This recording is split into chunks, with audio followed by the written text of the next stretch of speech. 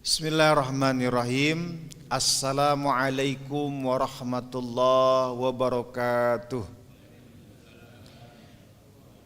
Alhamdulillah wassalatu wassalam ala nabiyil karim nabiyuna Muhammadin sallallahu alaihi wasallam wa ala alihi wa azwajihi wa auladihi wa zurriyatihi, amma ba'd. Alhamdulillah, bersyukur kita di pagi yang penuh keberkahan ini Allah masih berikan kesempatan untuk melangkahkan kaki dari rumah-rumah kita menuju masjid yang kita cinta ini. Mudah-mudahan kebaikan, niat-niat baik kita ini terus istiqomah dalam kebaikan, dan mudah-mudahan badan kita Allah sehatkan, ya, Allah kuatkan, ya, sehingga setiap hari tidak ada kata lain kecuali kebaikan, kebaikan dan kebaikan. Salawat dan salam selalu kita sampaikan kepada Nabi besar Nabi Muhammad sallallahu alaihi wasallam. Bapak Ibu yang dimuliakan Allah Subhanahu wa taala, pada kesempatan yang singkat ini, ya, di hari Ahad di bulan Zulqa'dah, baru saja kita meninggalkan bulan Syawal, ya. Sebelumnya Ramadan, dan sebentar lagi yaitu bulan haji Zulhijjah. Zulhijjah berarti akhir daripada tahun Hijriyah, ya. Allah pilih ibadah terakhir rukun Islam, yaitu ibadah haji, Allah letakkan juga di bulan terakhir dari tahun Hijriyah. Karena setelah Hijriyah 1 Muharram 1446. Nanti, kalau sekarang masih 1445, berarti sudah 14 abad perjalanan Islam, ya. Sementara keadaan umat hari ini kita bisa lihat dan bisa kita saksikan di depan mata kita sendiri, ya. Yang kedua, selama Ramadan bulan lalu kita menjalankan rukun Islam juga, yaitu menjalankan ibadah puasa. Kalau haji, walillahi 'alan nasi hijjul baiti man istata'a ilaihi sabil. Kata Allah, khusus ibadah haji ini adalah ada kemampuan, ya kan? Man istata'a, istita'ah. Orang-orang yang berangkat haji ini karena istita'ah, karena kemampuannya, Bapak Ibu sekalian. Kemampuannya untuk berangkat, artinya biaya. Kemampuan fisik, karena haji itu ibadah fisik. Bagaimana tidak, ya, dari Sofah ke Marwah, kemudian wukuf, ya. Lalu melempar jumroh, ya, di Mina, Muzdalifah, ya. Itu semua membutuhkan fisik. Maka beruntunglah Bapak Ibu sekalian yang sudah menunaikan ibadah haji. Berarti lengkap dan tunai sudah rukun Islam yang Allah perintahkan kepada umat Islam, ya. Istita'ah, mampu secara harta, mampu secara fisik, dan yang ketiga, ya kan, mampu berangkat karena memang ada panggilan. Ada panggilan ini berarti, ya kan, dia memang sudah terdaftar, ya, ada visa hajinya, ya kan. Nah, yang ketiga ini, ya, bisa saja dia melalui reguler, ya, melalui daftar bertahun-tahun, ada yang melalui petugas, ada yang melalui hadiah dan sebagainya. Tapi yang ketiga ini Bapak Ibu sekalian tetap harus diikuti, Karena tidak bisa kita berangkat punya uang saja, ya kan? Badan sehat tapi tidak melalui jalur yang formal, ya kan? Maka tidak juga bisa berangkat. Tiga ini kalau sudah terpenuhi, maka itu disebut duyufullah, tamu Allah. Macam-macam cara orang berangkat haji. Yang penting kita berniat. Mungkin Bapak melalui jalur reguler yang menunggu bersabar bertahun-tahun. Saya alhamdulillah 2015 Pak, ya, melalui TPHD, tim pembantu haji daerah, melalui tes, ya, alhamdulillah tidak ngantri, ya, tapi itu disebut ada tahapan juga, iya kan? Nama juga duyufullah, panggilan, tamu-tamu Allah. Yang penting kita berdoa, ya Allah kapan bisa ke Baitullah, kapan bisa menunaikan ibadah haji. Kalau umroh kapan saja bisa, ya kan? Nah ini adalah sesuatu yang harus kita niatkan kepada Allah. Ya, soal nanti Allah mudahkan, Allah perhambat atau belum sampai pada waktunya, tidak apa-apa, karena Allah sudah sampaikan walillahi 'alan nas hijjul baiti man istita'a. Ya. Ada yang berangkat haji dia harus jual tanah, jual kebun, ya kan? Tapi tidak berarti dia menyulitkan keluarga yang tinggal, tidak berarti dia punya kelebihan di situ. Ya. Maka kenapa saya sampaikan? Karena ini sebentar lagi kita musim ibadah haji, ya, dan ini sudah ada mulai pemberangkatan, ya. Bapak Ibu yang dimuliakan Allah Subhanahu Wa Taala, tidak ada yang mustahil bagi Allah, ya, tidak ada yang mustahil bagi Allah. Lillahi ma fis samawati wa ma fil ard. Yang di langit, yang di bumi itu milik Allah Subhanahu Wa Taala. Jadi jangan kita merasa kita tidak mampu, kita tidak mungkin. Tidak ada yang tidak mungkin bagi Allah. Kun kata Allah, fayakun. Ya, tidak ada yang tidak mungkin.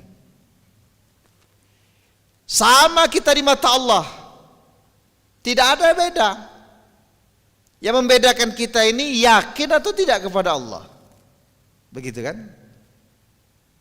Yang membedakan kita ini dengan yang lain itu betul-betul kita meyakini tidak kekuasaan Allah. Kalau kita meyakini kekuasaan Allah, tunggu saja, ya.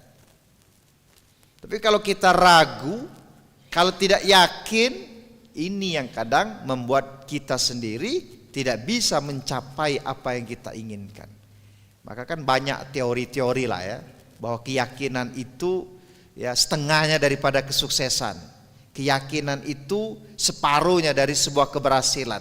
Benar, segala sesuatu kalau tidak yakin, atau dalam kaidah usul fikih al-yakinu la yuzalu bisyak, ya kan, bahwa kalau kita yakin itu akan menghilangkan keraguan-raguan kita, ya. Nah, orang yang yakin dia akan pantang menyerah.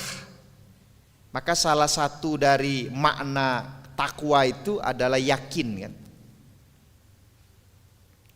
Maka dalam Ramadan kemarin kita disuruh puasa, ada tarawih, ada qiyamul lail, ada tadarus dan ibadah-ibadah lain. Itu apa Bapak Ibu? Tujuannya adalah la'alakum tatakun, menjadikan manusia yang bertakwa. Ya, salah satu definisi, ya kan, terminologi dari ketakwaan itu, yang dari kalimat takwa itu ada kalimat ujungnya itu yakin, takwa, taqab waw ya, yakin.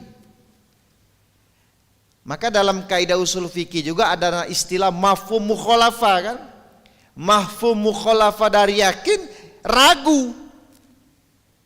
Ragu. Maka kunci yang pertama bagi orang beriman itu harus yakin, ya. Yakin ketentuan Allah, yakin kita bisa, yakin kita berhasil, yakin Allah ridho kepada kita, maka tahapan-tahapan itu harus kita lakukan. Selanjutnya Bapak Ibu yang dimuliakan Allah Subhanahu wa taala, tanpa yakin ini akan merusak dari amaliyah yaumiyah kita. Ya. Apa kurang yakin lagi kita dengan kematian? Ya kan?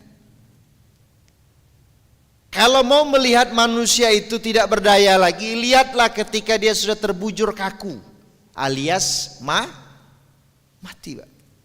Tidak ada lagi yang hebat, tidak ada lagi yang berkuasa, tidak ada lagi jabatan. Kematian itulah yang membuat kita menjadi manusia selemah-lemah manusia. Maka kalau ada kematian itu nasihat yang besar. Cukuplah kematian sebagai nasihat. Jadi kalau kita melihat orang mati, melihat orang sudah terbujur kaku, ya kan, sudah di kain kafan, disitulah menunjukkan la haula wala quwata illa billah. Ya. Dan hukum alam, setiap yang bernyawa pasti mati. Nah sekarang kita merasakan ya di 14 abad perjalanan umat Islam ini ya banyak sekali sejarah-sejarah mencatat kebaikan perjuangan para pendahulu kita. Ya, bagaimana mereka berjuang untuk umat dan itu akan tercatat. Dan siapa juga mereka yang hanya memperjuangkan dirinya sendiri juga akan dicatat. Atau siapa yang tidak pernah ikut berjuang untuk umat juga akan tercatat. Nah kita tinggal pilih. Kalau kita ingin mengikuti ittiba'ur Rasul, mengikuti bagaimana Rasulullah hidup, ya kan? Baca sejarah beliau. Ya. Kalau kita ingin bermanfaat untuk umat, ya, di masa hidup ini ikutlah perjalanan Rasul, para sahabat, para tabi'innya, para ulama. Atau kita tidak punya contoh dalam kehidupan, akhirnya hampa hidup kita. Makin tua makin cinta dunia kita. Makin tua makin dunia yang kita kejar. Makin tua semakin cinta dengan dunia, bahkan dia melupakan akhirat. Wah ini bahaya. Ya kan? Semakin tua semakin kuat perjuangannya untuk umat. Nah itu hebat Pak. Semakin tua semakin kaya dia, semakin banyak dia keluarkan hartanya itu untuk umat. Ini yang hebat Pak. Kita tidak bangga kalau ada orang kaya, rumahnya besar, mobilnya banyak, tapi tidak pernah dia berjuang untuk umat. Tidak terlalu bangga gitu. Tapi kalau ada orang kaya, ya kan, rumahnya besar, hartanya berlimpah, tapi dia juga ikut memperjuangkan untuk umat, ini patut kita bangga. Kalau hanya ada orang kaya untuk dirinya sendiri, keluarganya sendiri, hanya untuk dipamerkan, tidak ada guna, tidak ada manfaat untuk kita. Tidak ada manfaat untuk kita ini dalam makna tidak ada manfaat untuk umat. Dia tidak pernah peduli untuk umat. Dia kan? Karena kalau sudah datang kematian tidak akan bisa lagi kita mau berbuat apa. Seperti itu. Sama seperti Fir'aun ketika Allah tenggelamkan. Ada penyesalan di ujung kematiannya dengan kalimat a'taqidu bi Rabbi Musa wa Harun. Bayangkan. Seorang Fir'aun yang begitu kejamnya, yang begitu sombongnya, yang begitu angkuhnya, di ujung kematiannya pun dia bertaubat. Dalam makna dia mengakui kan kelemahannya. Dia mengakui bahwa tidak berdaya. Sampai dia mengatakan a'taqidu bi Rabbi Musa wa Harun. Baru dia yakin dengan Tuhannya Musa dan Tuhannya Harun. Saya kira tidak ada sekeras Fir'aun di antara kita ini.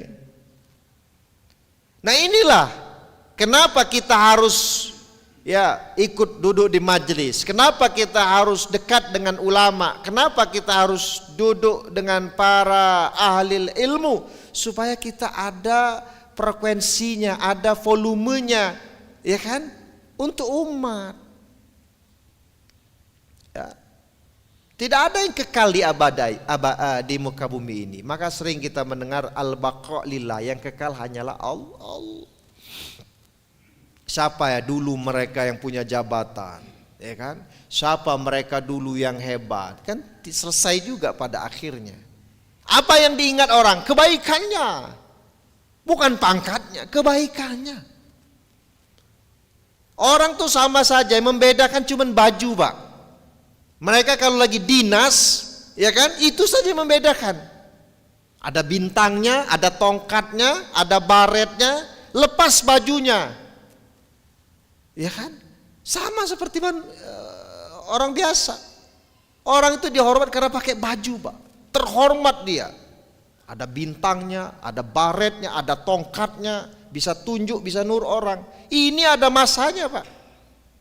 Kalau sudah habis masanya dia pakai baju itu, ya kan? Kira-kira dia omongnya apa lah? Sudah pensiun masih pakai baju itu, ya kan? Gila bapak ini, awak ala pensiun masih pakai baju ini. Ya boleh-boleh saja pakai baju itu, tapi berpengaruh tak? Tidak. Masuklah dia ke kantornya, ya kan? Pakai baju dengan pangkat kebesarannya, ya kan? Dia suruh-suruh orang lain, tidak akan ada yang mau lagi. Kenapa? Sudah pensiun, Pak. Nah kita ini diatur oleh negara ini soal pensiun, Pak. PNS 58 tahun, ya kan? TNI, Polri, ya 58 tahun pensiun. Ya. Lebih dari itu negara tidak bisa lagi kasih penghargaan uang, jabatan dan sebagainya. Ada yang 60, guru umpamanya, guru 60 tahun. Ya kan? Pensiun juga. Kata yang pensiun 58 lemak. Guru 60 tahun. Nambah 2 tahun. Pensiun juga kan tadi. Dosen berapa? 65, Pak. Kalau ASN 65 tahun pensiun. Wah, guru enak dong jadi dosen. Nambah 5 tahun lagi.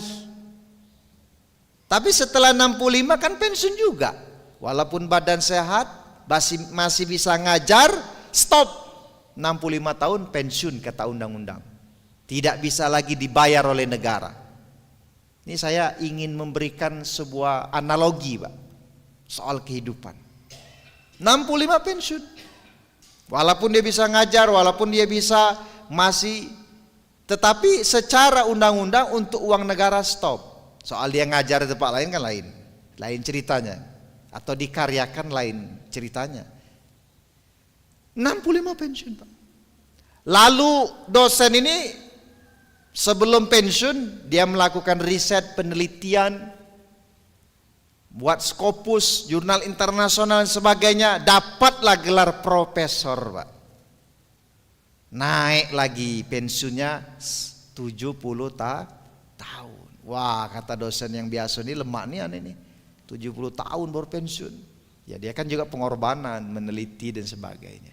Tapi apakah setelah 70 tahun masih bisa difasilitasi oleh negara? Tidak, stop. Walaupun umur 71 masih sehat badannya, umur 72 masih bisa ngajar, stop. Ya kan? Negara sebatas ini. Kalau negara saja begitu ketat, Pak, mengatur urusan pensiun, urusan umur, ya maksud saya apalagi di dalam Islam ini. Ya kan? Kalau urusan dunia saja begitu detailnya, umur sekian pensiun, umur sekian aktif. Kenapa dikasih batasan-batasan seperti itu? Ada yang 58 tahun, ada yang 60 tahun, ada yang 65 tahun, ada 70 tahun. Itulah menunjukkan manusia itu ada masa produktifnya. Ya, jadi kalau sudah 58 tahun pensiun, sudah berarti dianggap sudah tidak maksimal lagi. Tenaganya, pikirannya, kesehatannya, asuransi ya, lihat asuransi Pak. Ya dah. Ada kira-kira asuransi mau nerima kita umur 60 tahun? Hah? Ada dah Bu? Ada dah ibu-ibu ini? Bu? Bu? Bu? Waduh bukan kata. Jarang. Kenapa? Lah umur 60 pakai asuransi, banyaklah sakitnya daripada sehatnya. Tapi kalau ada umur 20 masuk asuransi senang dia, asuransi itu. Masuk umur 25 senang. Jadi maknanya apa Bapak Ibu sekalian? Bahwa kalaulah dunia ini saja begitu detail mengurusi umur, kapan usia produktifnya, kapan usia maksimal dalam bekerja, dalam menghasilkan karya. Nah, Islam juga jauh-jauh hari sudah menyampaikan. Apa kata Rasul? A'mar ummati ma baina sitin ila sab'in. Kata Rasulullah. Ini hadis riwayat Tirmizi. Kata Rasulullah, umur umatku itu di antara baina sitin ila sab'in. Di antara 60 70. Ya. Wa aqalluhum kata Rasulullah, dan sedikit sekali man yajuz zalik. Wa aqalluhum, dan sedikit sekali umur mereka lebih daripada itu. Baina sitina wa sab'in, di antara 60 70. Sedikit sekali mereka yang lebih umurnya daripada 60 70. Ada tapi tidak banyak. Lihatlah manusia kalau udah masuk pensiun 58 60 udah mulai sakit gitu. Ya. Mulai sudah banyak sekali kegiatan yang sudah dia tinggalkan. Kawan yang tadinya banyak satu persatu mulai hilang. Anak buah yang dulunya hormat, yang dulunya ini sudah satu persatu juga sudah mulai lupa dengan kita. Itulah dunia ibu bapak sekalian. Maka kata orang, setiap masa ada orangnya dan setiap orang ada masanya. Tidak bisa kita mengembalikan waktu itu, tidak bisa lagi. Maka yang ada penyesalan. Ya kan? Penyesalan. Oh, kenapa waktu dulu? Kenapa waktu aku masih jaya, waktu masih kaya, tidak pernah aku membantu Masjid Baitur Rahman ini, tidak pernah ambil bagian. Sekarang akulah bangkrut, sekarang akulah tua, tak katik lagi. Nyesal pasti kan? Begitu memang. Kan kata satu keterangan itu kan, apa ya, syababaka, ya, waktu mudamu ya, waktu mudamu itu menyesal ketika sudah masa tua. Ya, tapi kalau dalam pintu taubat tidak ada istilah terlambat kan, terus. Nah inilah saudara-saudara sekalian, bapak ibu sekalian yang dimuliakan Allah Subhanahu Wa Taala, bahwa kehidupan itu sangat singkat. Ya, penyesalan yang ada. Maka sebelum penyesalan itu datang, mari kita sama-sama belajar, sama-sama Pak, tidak ada yang hebat. Sama-sama. Itulah gunanya watawasau bil haq watawasau bis sabr, saling menasihati. Manusia ini tempatnya lupa. Manusia ini tempatnya lalai. Manusia ini tempatnya ya banyak lupanya. Itulah kita saling menasihati. Ya,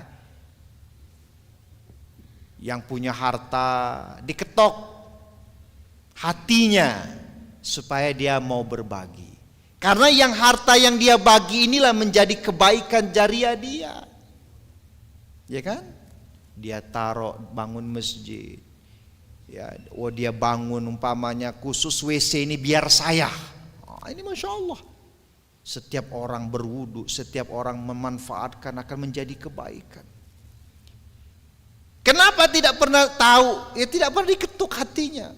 Tahu-tahu sakit nanti, tahu-tahu harta berlimpah, belum sempat dia membantu untuk umat, dia sudah dipanggil oleh Allah Subhanahu wa taala, sementara hartanya masih berlimpah, kebunnya di mana-mana. Ya kan? Tanahnya di mana-mana. Anak, gimana anak? Belum tentu. Belum tentu anak berpikir untuk orang tuanya. Karena pikiran orang tua dengan pikiran anak belum tentu sama. Yang ada banyak kita lihat anaknya wafat, mereka berebut. Ya, betapa sedihnya ya, harta yang sudah ditinggalkan, belum sempat diinfakkan, belum sempat dibantu untuk umat, dia sudah wafat. Seandainya dia bisa dikembalikan satu kali lagi, satu hari saja, seandainya pasti yang dia pilih adalah mengeluarkan harta-harta itu untuk umat. Ini yang menjadi kekal abadi. Ya kan?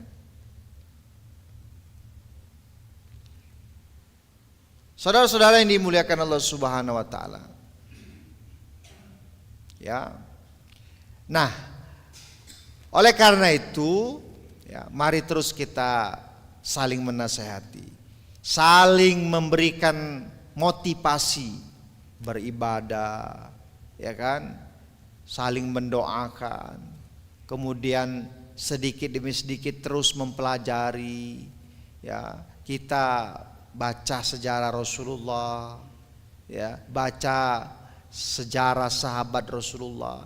Dengan membaca tersebut akan ada rasa mahabbah, rasa cinta, ya kan, timbul rasa cinta, timbul rasa ingin ikut meneladani. Ya, kalau sudah rasa cinta kan akan ada cara bagaimana kehidupan beliau kita ikuti, ya kan, bagaimana membentuk pribadi yang soleh, li nafsi, soleh untuk dirinya sendiri, juga soleh li ghairihi untuk orang lain. Insya Allah bermanfaat. Ya, kita kan selalu berdoa hasanah fid dunya wa hasanah fil akhirah. Nah, yang terakhir ingin saya sampaikan, ya kan, mudah-mudahan sekali lagi ya kita diberikan keikhlasan, diberikan hidayah untuk terus menjadi ladang kebaikan kita. Apapun yang kita miliki, tenaga, pikiran, ya, untuk umat yang bisa kita lakukan, kita lakukan. Inilah sesungguhnya investasi kita. Ya, inilah menjadi investasi kita terbesar. Karena sekali lagi kematian tidak menunggu kita siap. Sering kita mendengar ada orang meninggal, oh kita sebut, oh cepat nian dia meninggal. Tidak ada istilah cepat. Terdengar di masjid innalillahi wa inna ilaihi rajiun. Mendadaknya dia mati. Padahal kemarin baru kita ngobrol, kemarin baru bertemu, mendadaknya dia mati. Tidak ada lagi istilah mendadak. Ya, jadi tidak ada istilah mendadak, tidak ada istilah cepat nian. Semua kematian itu sudah Allah tentukan. La yastakhirus sa'ata wa la yastaqdimun. Jadi kalau sudah ajal kematian itu datang, la yastakhir, tidak bisa dimundur, la yastakhir wa la yastaqdimun. Atau kita ingin dipercepat. Wah, ini orang tua dia sudah sakit-sakitan, lalamu sakitnya, kasihan, cepatkanlah. Tidak bisa. Ya. Ada orang sehat-sehat saja wafat. Ada orang yang sakit bertahun-tahun juga belum wafat. La yastakhirus sa'ata wa la yastaqdimun. Jadi tidak ada istilah oh dia mati kecepatan, cepatnya dia mati. Tidak ada. Tidak ada lagi istilah dia oh mendadaknya dia mati. Tidak ada. Kita yang merasa mendadak taunya. Kalau yang bersangkutan ya sudah ditentukan kematian. Itulah sebagai nasihat kita yang masih hidup, bahwa kematian tidak menunggu kita siap, bahwa kematian tidak menunggu kita harus tua, bahwa kematian tidak harus menunggu kita sakit, tetapi kematian kapanpun dia akan datang. Dan menjadi pertanyaan kita dalam keadaan husnul khotimah atau su'ul khotimah. Nah, mudah-mudahan sekali lagi kita yang hadir ini senantiasa diberikan kesehatan oleh Allah, diampuni segala dosa, dan senantiasa diberikan petunjuk oleh Allah Azza wa Jalla. Itu saja yang dapat sampaikan. Billahi taufiq wal hidayah, aqulu lakum wassalamu alaikum warahmatullahi wabarakatuh.